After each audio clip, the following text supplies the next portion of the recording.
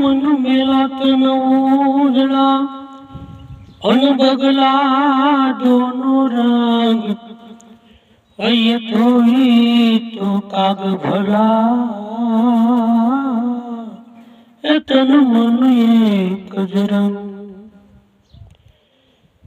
મન મેલા તન ઉજળા બગલા દોનો રંગ એથી તો કે કાગ ભલા તન મન એક જ રંગ ઘણા માણસ એવા હોય મીઠું મીઠું બોલતા હોય અને અંદર ઘણો મેલ હોય મનના મેલા હોય હારી હારી વાતો કરતા હોય પણ અંદર કુળ ભર્યું હોય તો એવા કર્મહીન માણસ જ્યારે આ જગત છોડીને જશે ત્યારે એની શું ગતિ થશે માટે સંતો ભક્તો સમજાવે છે કે હે જીવ તું કપટ રહિત થઈ જા તારામાં જે દુર્ગુણો છે એનો ત્યાગ કરી દે તારું જીવન સુંદર બનાવ અને જો તું પાપ કર્મ કરીશ તો તારે 84 માં પડવું પડશે એટલે કે 84 લાખ વખત અવતાર ધારણ કરવા પડશે અને તારે કોઈ દુઃખનો પાર નહીં રહે માટે હે જીવ તું સેતી જા સારા કર્મ કર સત્કાર્ય કર પણ એવા સારા કાર્ય અને સત્કાર્ય કરવા હોય અને એ જીવને સુધારવો હોય પોતાને સત્ય તરફ જવું હોય તો સદગુરુના શરણે જવું પડે તેમને દંડવત પ્રણામ કરી અને એની પાસેથી સત્ય સનાતનનું જ્ઞાન જાણવું પડે તો 184 નો ફેરો મટે નહીંતર તો કરેલા કર્મનો બદલો દેવો પડે એટલે વાણીમાં કીધું છે ને કે કરેલા કર્મના બદલા દેવા પડે દેવા રે પડે ભાઈ એ તો સૌને મળે કરેલા કર્મના બદલા દેવા પડે છે રામચંદ્ર ભગવાનના પિતા દશરથ તેને પણ કર્મના બદલા દેવા પડ્યા હતા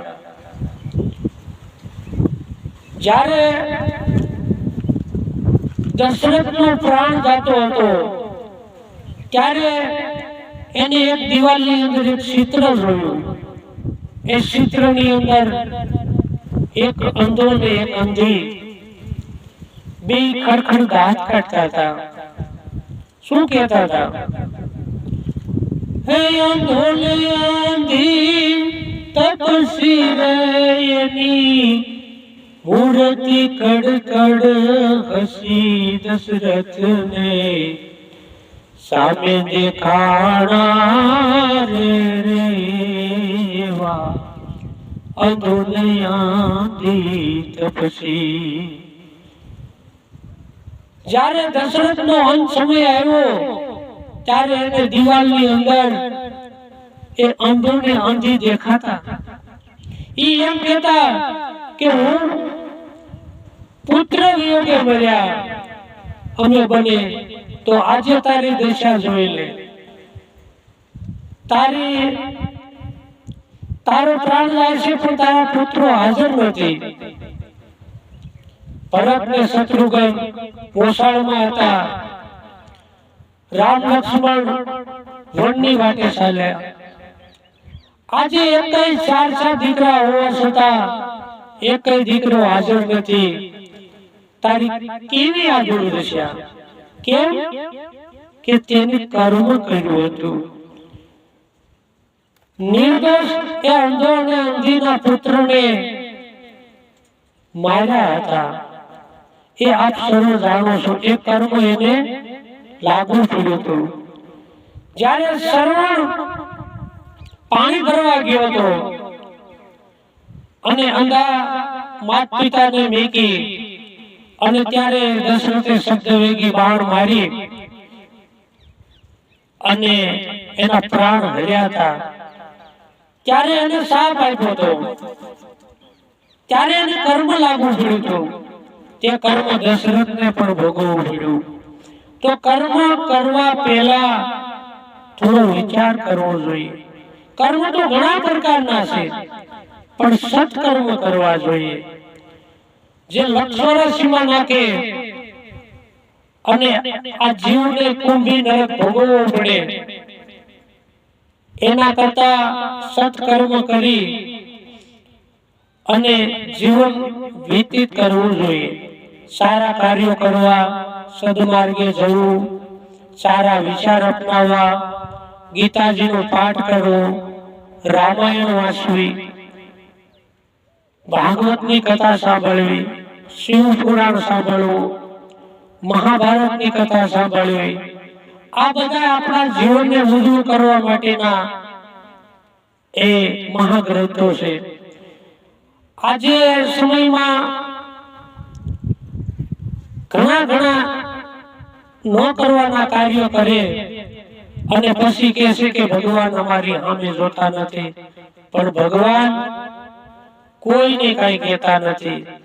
એ તો પોતે પોતાના કર્મ ભોગવી અને પોતે ખોદેલા ખાડામાં પોતે જ પડે છે.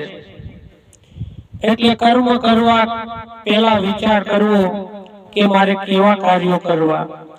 તો સારા કર્મ કરવા હોય તો સારા માણસની સંગત કરવી. કોઈ દિવસ દુર્જનનો સંગ ન કરવો, નુગરા માણસનો સંગ ન કરવો. નુગરા તો નક્કી નરકે લઈ જાય. માટે કીધું છે ને, એજી તમે વિશ્વાસી નાર ને કાવડો, હે મારા રાજ રે એવા નર રે નુગરાની હારે નેડલો નકારી રેજી, સંગડો નકારી રેજી. આવા નુગરા માણસનો કોઈ દિવસ નેડો ન કરવો. અને જે સદગુરુના બાળક હોય તેમનો સંગ કરવો, સારા માણસની સંગત કરવી અને નબળા માણસથી દૂર રહેવું. તો આ વિડીયો તમને કેવો લાગ્યો તે માટે મને કોમેન્ટ કરજો. જો વિડીયો તમને ગમ્યો હોય તો શેર કરજો. અને આવા જ વિડીયો સાંભળવા માટે અમારી ચેનલ ને સબસ્ક્રાઇબ કરજો, લાઈક કરજો, શેર કરજો. તો વધુ સત્સંગનો લાભ લેવા માટે અમારી ચેનલ જરૂર સાંભળજો અને સત્ય જીવનમાં ઉતારવાનો પ્રયત્ન કરજો. સાહેબ બંદી સતનામ.